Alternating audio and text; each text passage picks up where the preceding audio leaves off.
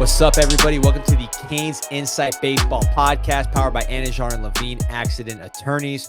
We are talking about some PROCanes. It's the off season for Canes baseball, but a lot of Canes are playing ball. We're going to talk about what they're doing in their seasons. We got the man himself, Javi Salas, former pitcher in the Brewers organization, and of course, legendary Cane Iron Arrow member.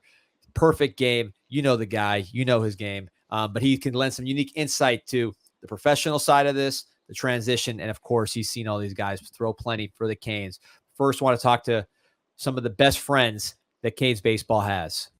This episode of the CanesInSight podcast is brought to you by our friends at Sala Astorita & Cox, a boutique law firm focusing on securities regulatory matters, broker-dealer and investment advisor regulation, white-collar criminal defense, complex commercial litigation, and securities arbitration and litigation. The firm aggressively represents clients throughout the nation. Contact them now at 561-989-9080 or visit them online at salalaw.com. All right, Hob, what's up, man? You're in your brother's room there. You feeling like 12 years old? Like you never left? What's going on up there? Back to middle school, man. This is the room my brother and I grew up in. Yeah, so I'm coming from my mom's house, some bad weather in the Gables, so had to find the internet to make sure that CanesInSight fans and CanesInSight Nation gets their Pro Canes baseball report. Hey, I appreciate that. And listen, no one better to talk about this than you. You made that transition from the ACC to the minors, went all the way up to AA, right? So you went lower levels. Did you play complex ball as well? Yeah, all over the place, man. They don't discriminate in the minor leagues. You try out every level. So you've seen it all. So you could lend, a lot of perspective to what a lot of these guys are doing. And listen, man, it's a good update. A lot of these guys are playing ball at a very, very high level. In some cases, more than what they showed in Coral Gables, which is, I guess, a good and bad thing. But we're happy for these guys and what they're doing. So listen, Jav, again, you've seen these guys. First guy, he's first on the list. We talked about him plenty. We had a whole podcast really talking about what he was doing. He slowed down a bit. The defense is struggling a little, but Adrien Del Castillo out of Gulliver with the Arizona Diamondbacks, hitting .282, on base .346, slugging .451, .797 OPS. Great numbers for a catcher. 3 home runs. He does grade negatively on defense. About to turn 25. Had 2, really sensational highlights. Of course, the grand slam at home here in Lone Depot Park. But also, that was kind of almost a viral moment. But then also went somewhat viral for another clip where Keith Hernandez was ripping him for his tagging technique, basically saying that, his tagging was not up to major league level. And, got to give the good with the bad here. Obviously, with a guy like Del Castillo, the bat is ahead. But here he's saying you got to catch that ball and cover the bag. It is a la-di-da tag. It's right on the line. That's just a terrible tag. So, I'll let you watch the tag here, but good in the bad with Del Castillo. Overall, I think, though, very good start to his major league career. Yeah, definitely. And I think, the catching obviously probably lagging a little bit behind the hitting right now. And from the way the game is trending, you understand that the bat leading the defense is probably a good sign, right? I mean, the defensive stuff is usually just a matter of, hey, let's work on it. Let's work on our craft, get a good off season in, get to know your pitchers. I think that's one of the most difficult things of catchers moving up and down the system is like, he's at the big league level. He's catching a new crop of pitchers. Didn't have a full spring training with these guys probably. So look, I know the type of character, the type of guy that he is. This is something that he's going to work on. He's going to get better at it.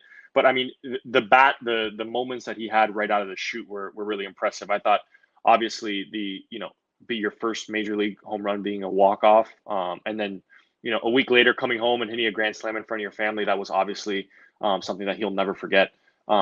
Adrian's going to be one of the good ones. I think he's going to have a long, prosperous career at the major league level. It'll be interesting to see if the catching does lag a little bit more, are they going to be willing to move him around in different positions? We've seen several catchers, and you and I were just talking about this off air, but a guy like Dalton Varsho, right? Varsho was drafted as a catcher, first-round catcher out of Wisconsin, Milwaukee. He goes out and plays center field, and he's a Gold Glover in center field, right? So, Adrien is definitely athletic. I don't know if he's that caliber of athlete, but it'll be interesting to see what the D-backs do and how they think about his future, if they're willing to sort of move him around the diamond a little bit. Again, if you can hit, that's going to play. You're going to find your way into that starting 9. as long as the bat sort of carries you, I think he's going to be a big leaguer for a long time. And by the way, in that long intro I gave you, I forgot to mention you are the co-host of the Bullpen Mafia podcast, which is just an awesome podcast covering baseball at all levels, of course, with the major leagues rolling. You guys are all over that. Some great stories from the minor leagues, some of your old teammates, some of your old friends. That podcast is rolling. If you're not following Bullpen Mafia on social, on Spotify, Apple Music, YouTube, whatever it is, you're missing out on the man himself. And a whole different spin. It's not Canes oriented, but of course, Javi is prominently involved, support a fellow Cane, and it is just awesome content, man. So I had to get that plug in before we move on to the next guy on the list, which is somebody that I don't think people expected to be this good, and that's Romy Gonzalez, originally from American Hialeah. He's bounced around a little bit now with the Boston Red Sox. 1.1 WAR, playing all over the middle infield, 282 batting average, 330 on base. He's got a nice slugging 424. His OPS 759, 4 homers, 10 steals. His defense is good. And he's somebody that I saw personally. There's a little of the defense right there. I saw him at Fenway, and he had like a 14, 15 pitch at bat in the clutch. The people you could tell really liked him. And Javi, did you foresee Romy Gonzalez being this kind of player when he was at Miami? Yeah, look, I think that's exactly sort of the sentiment. Nobody really foresaw Romy in this sort of role, right? I think, you see it, you saw it firsthand at Fenway. I think he's endeared himself to the fans, that entire sort of Red Sox culture. He's a gritty guy, plays all over the infield, extremely versatile. And I think I don't want to assume, but I would think Cora sees a lot of the same player he was in Romy, right? A guy who can sort of roam around the middle infield, really reliable, dependable defensively, and then has a little juice in the bat, right? You talk about the 4 home runs, the 10 steals. So Romy's the kind of guy who does everything right. And for a ball club that's contending or trying to contend, he can fill a lot of different roles. We've seen him start a whole lot. He got off to a really nice start with the Red Sox. Again, the more versatile you are, the more different positions you can play, the more dependable you are as a player, the more opportunities you're going to get. And Romy certainly found his niche there in Boston. It's great to see that he's playing for another Cane and Alex Cora. Really strong connection there. But again, it's one of those situations where it's really nice to see the role that he's carved out for himself based on, being a hard worker, being diligent, being dependable and accountable. And again, being extremely versatile around the middle infield. And let me ask you, obviously the intangible qualities we talked about, does having athleticism, maybe above average plus athleticism, give someone a little more upside on the skill? Baseball's unique, I get it, but does that give you a little bit more room if everything goes right? Yeah, look, and I think what you see from Romy, you see a guy who you see all the different photos. He's always taking batting practice in the cutoff shirts, right? I mean, I would too if I looked like that. I think we all would, right? I mean, he's got the huge biceps and he's in great shape physically. Obviously, with the running game, I think we're seeing the steal sort of back in vogue at the major league level. The bases are a little bit bigger, so the distance is shorter now with the pickoff rules.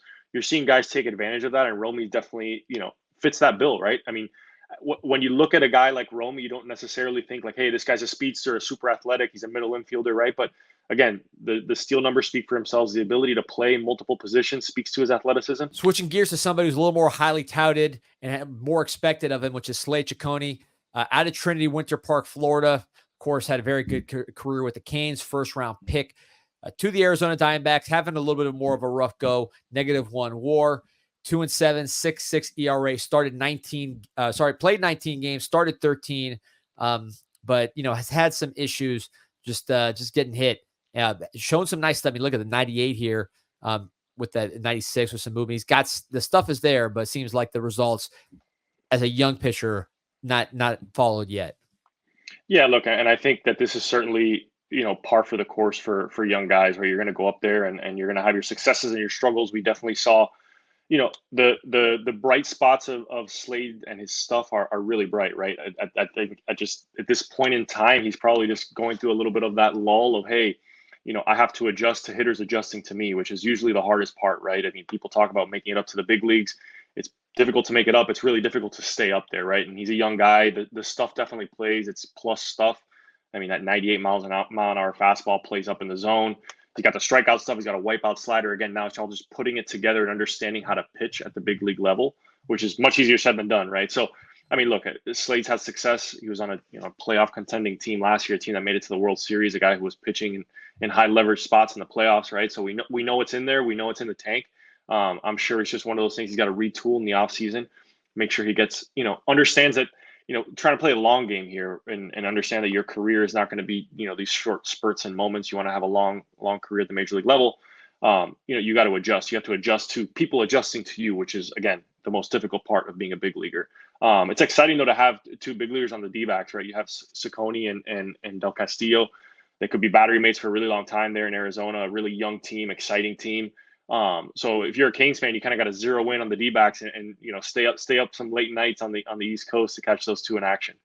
Listen, another team that is very heavy on the Canes is the Cleveland Guardians. We're going to switch to CJcus, originally from Palm Beach Central. Was a really nice hitter for the Canes, third-round pick, about to turn 23. He's up to Double-A Akron right now, 292, 394. 292 batting average, 394 on base, 514 slugs. Just huge offensive numbers. Lefty bat, 17 homers, 89 RBIs. This is someone who has really risen the ranks as far as a prospect goes. I think he's expected to be an interesting player, but he's become a full-blown prospect. I know people in Cleveland are excited about him. I have a buddy there who's just raves about what they think about him internally. Of course, they have a lot of other Canes, but Cafus with the bat is really making some waves here in the minors.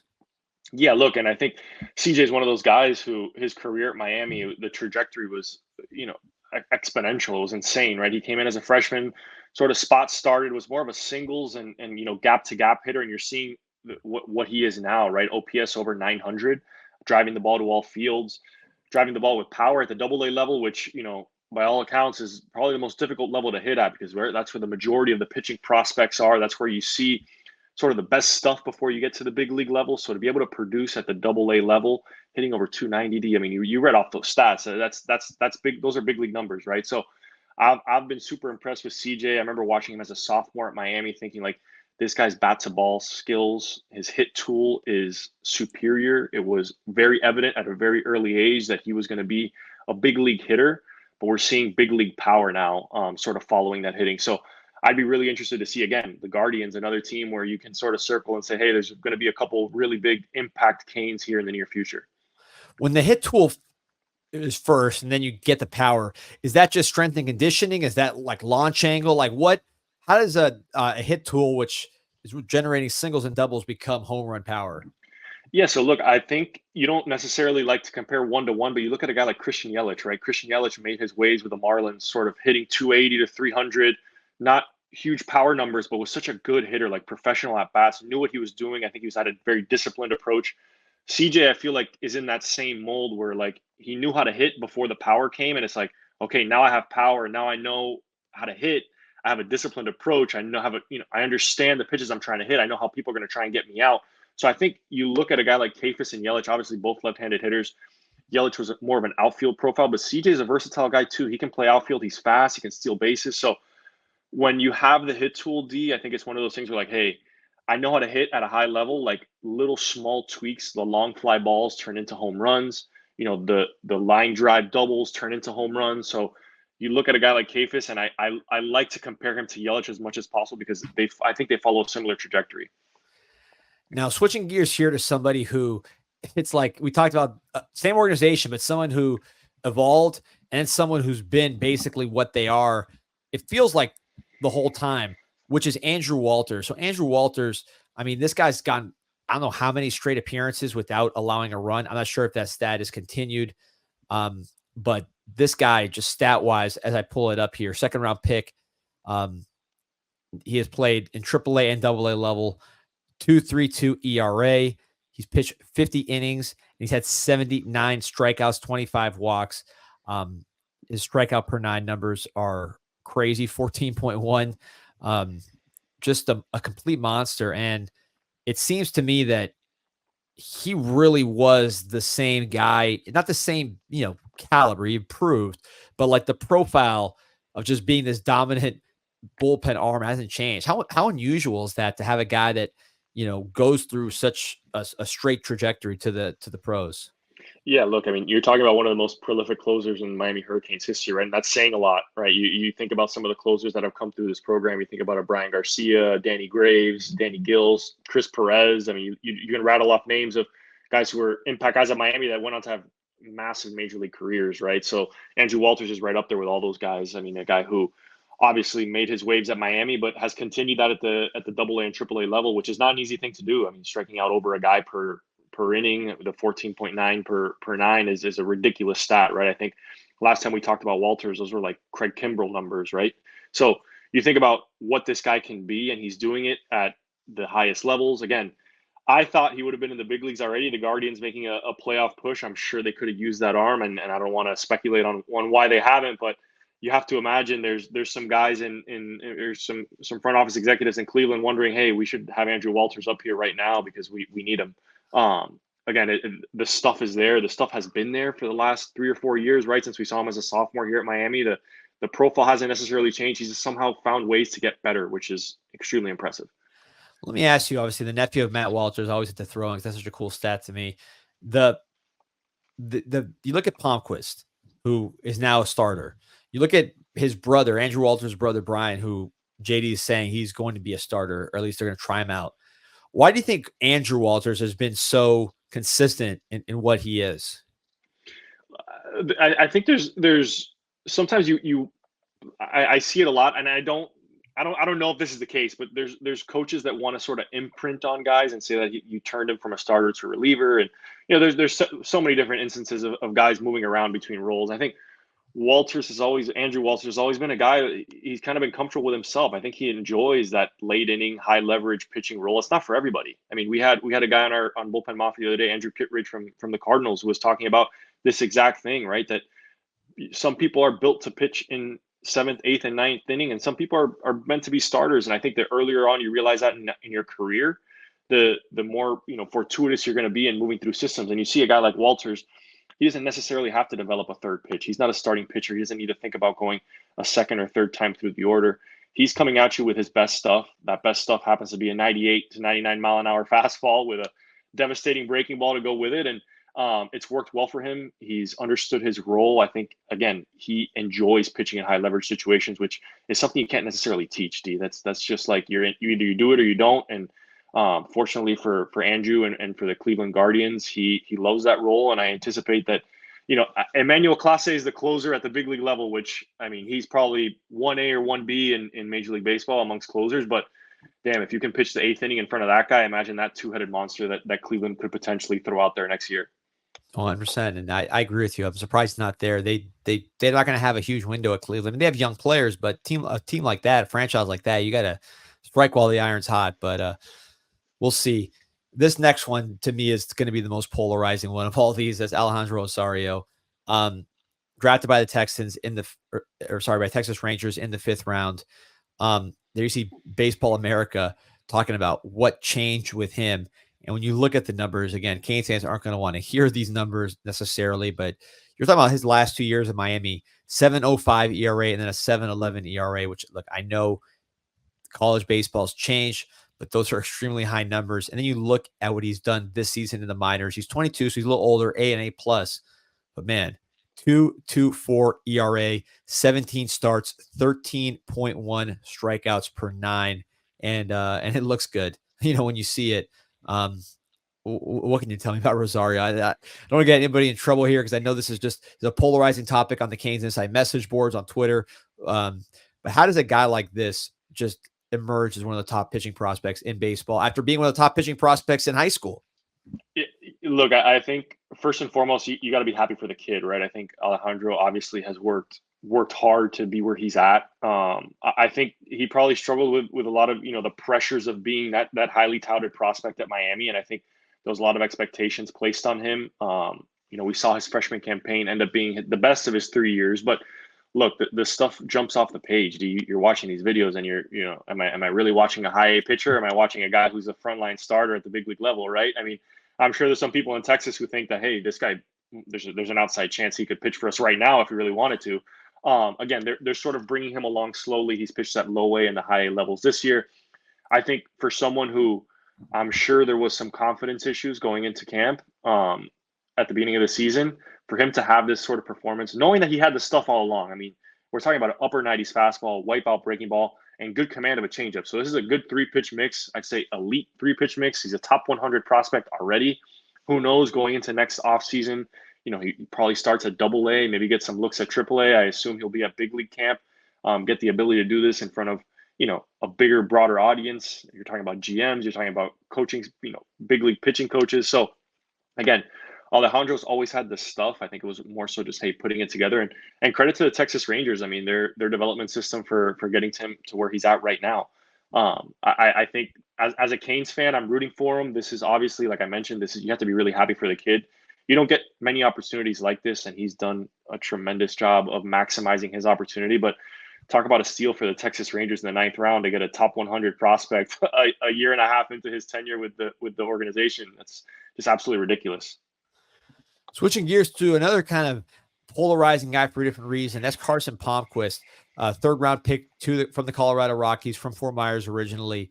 And, he was just an outstanding closer, very similar to Walters, not in style necessarily, coming from the left side, but certainly in effectiveness and national prominence.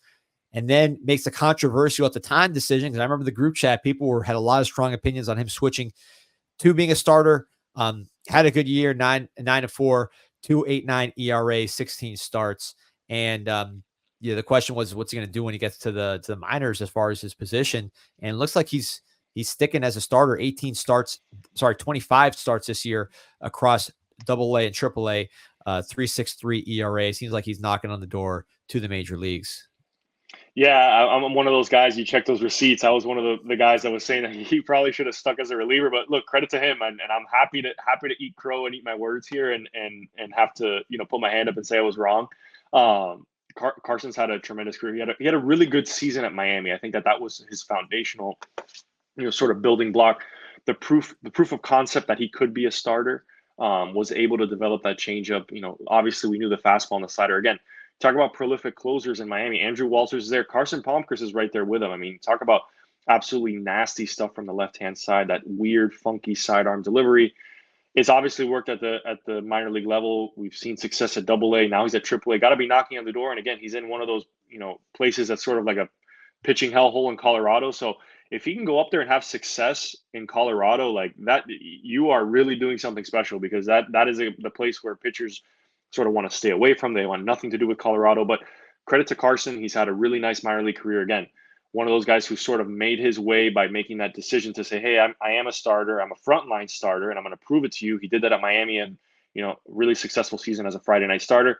And it just translates right into the minor leagues, having a really nice year at AA and AAA. Again, probably one of those guys who's going to get some serious looks in big league camp next year, and might have an opportunity to break with the team, come early April. Was there anything in terms of pitch mix that changed? I mean, what was the big baseball reason you think that he was able to make that transition? Look, I always, my thing is as a starting pitcher, you don't really realize what the second and third time through the order is. It's a lot more of a mind game than as a reliever. As a reliever, if you have premium stuff and you can come in and really dominate the strike zone, if you can throw strikes with elite stuff, there's a pretty good likelihood you're going to have success. As a starter, it's more so the song and dance of understanding, I want to stay out here for 18 to 21, 24 outs if possible. I'm not going to be able to show guys my best stuff the first time through the order, because they're going to go back into the dugout and make adjustments. But Carson was able to do that. He did that pretty seamlessly. I mean, I remember his junior season at Miami. It was one of those things where, like, it looked like he'd been a starter his whole life. And it was, the fact that he developed the changeup to go along with that really good fastball and that slider. And again, that fastball from that arm slot, it's almost like he has 3 pitches in and of itself right there. Just being able to sort of, hide the baseball, be funky. Lefties can't touch him. That was already, he already knew that. So he had to figure out how to get righties out consistently. He did that with a changeup, and here he is knocking on the door of the big leagues. All right, so last of the guys that have some time in the minors, the guys that were not on the team this past year, and that is Yoeny Morales, a proud product of Braddock and Harold Martinez's system. Someone that we've been hearing about from Harold way before he got to and he was dead on the money. Unbelievable Miami career. Has played well in the minors, had an injury this year, which I'm sure you'll talk about, but bounced back now with that 804 OPS across AA and single A. He has 7 home runs, 40 RBIs. That there were some questions about the swing and miss, but he is hitting at a pretty high clip, and he's walking as well. So, Yo-Yo seems like he's on track for the major leagues based on what the numbers look like.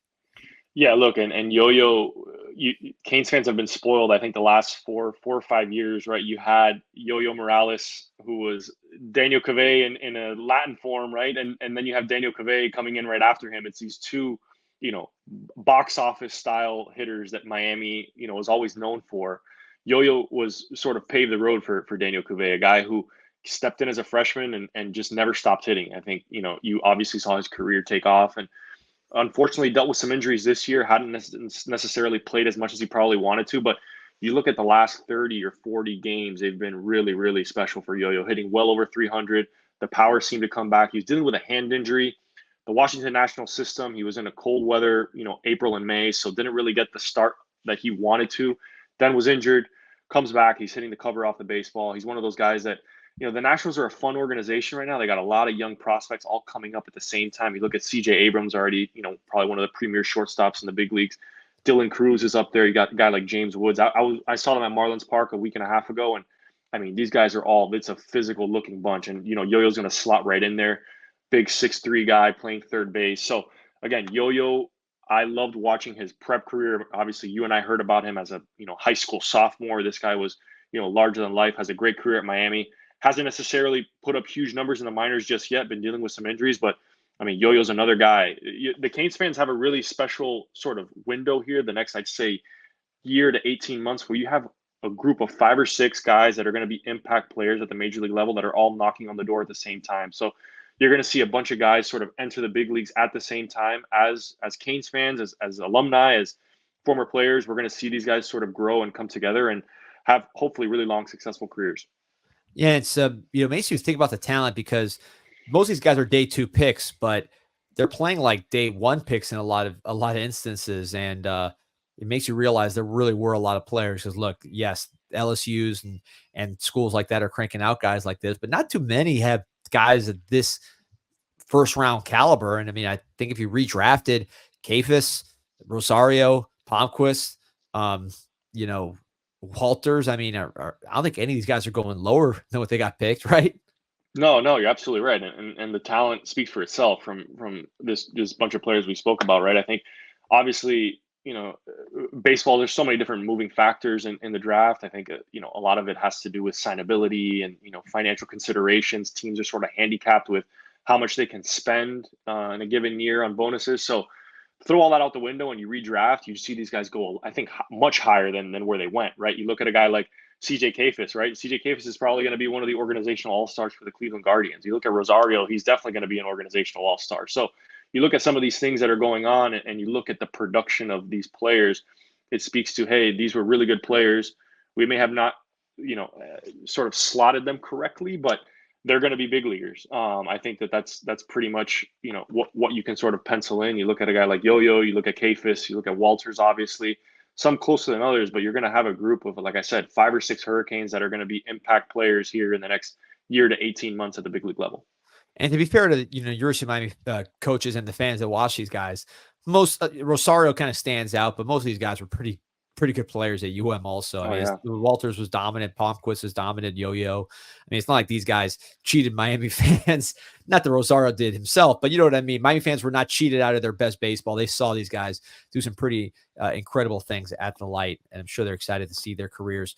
A couple guys I want to just wrap up with who are fresh to the minors. In some cases, haven't even started playing yet.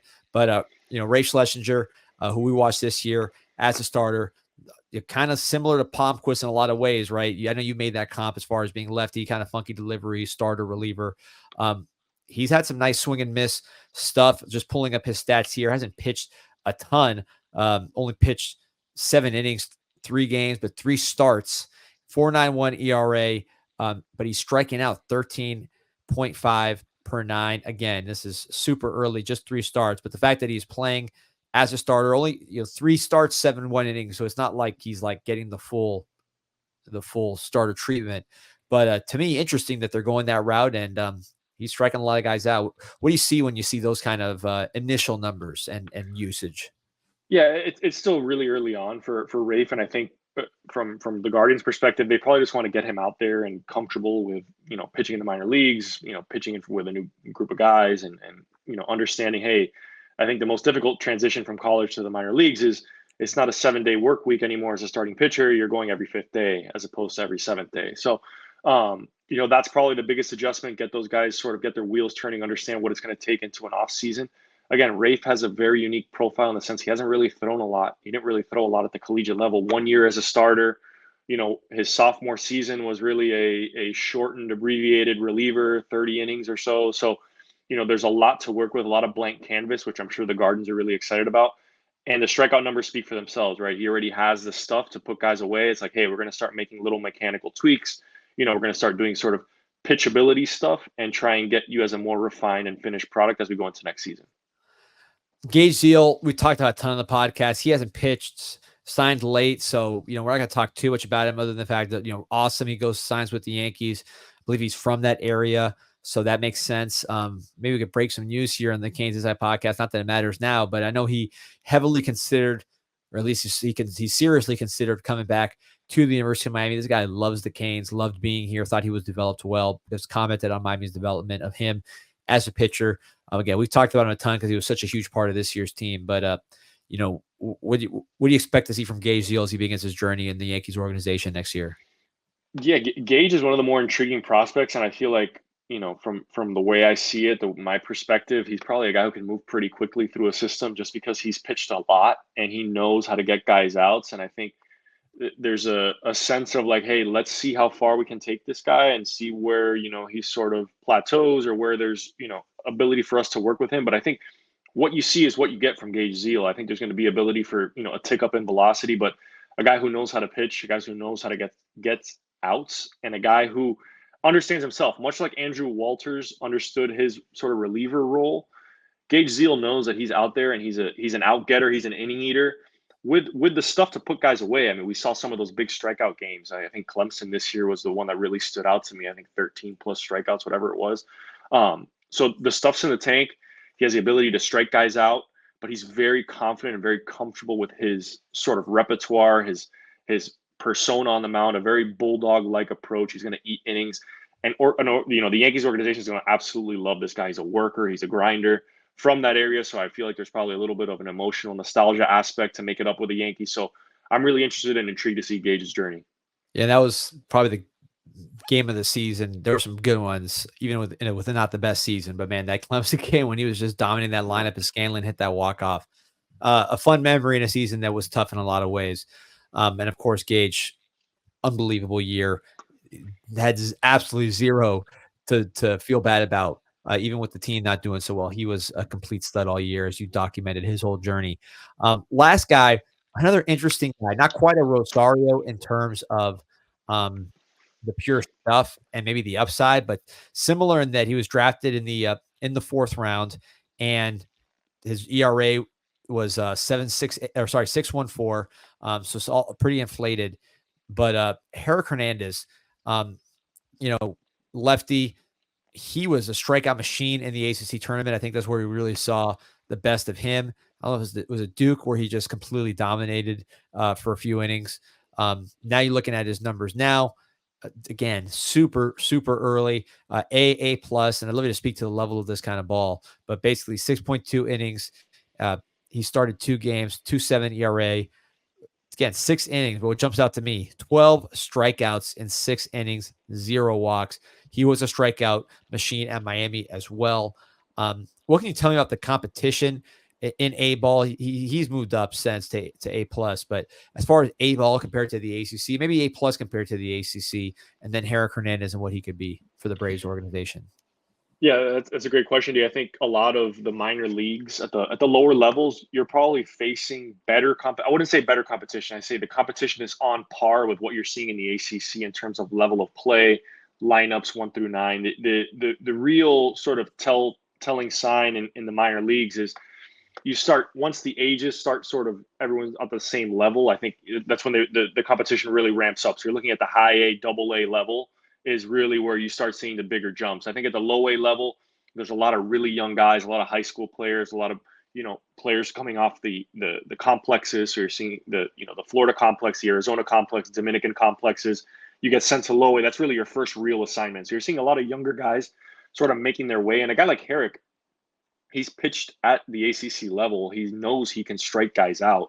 We saw the prolific strikeout rates at Miami, albeit not a great ERA. He was susceptible to the home run ball, but he can strike guys out, which is a great equalizer in this sport. If you can get guys to swing and miss, you're going to have a job for a very long time. So you're seeing that already at the minor league level with the 12 strikeouts over 6 innings.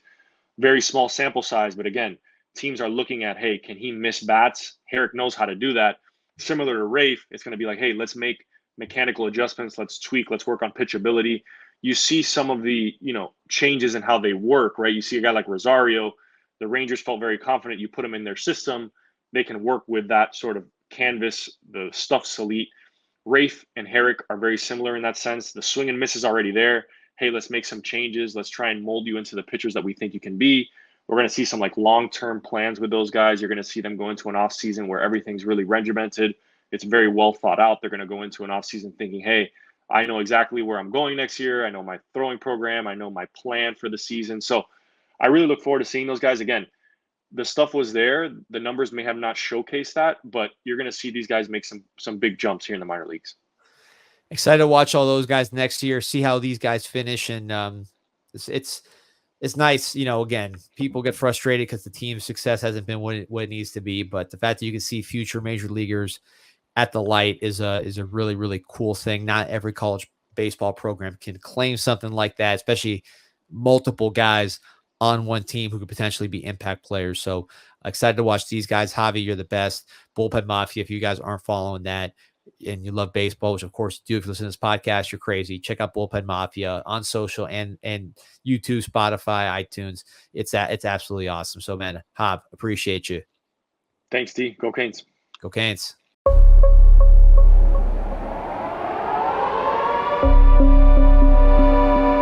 Yeah.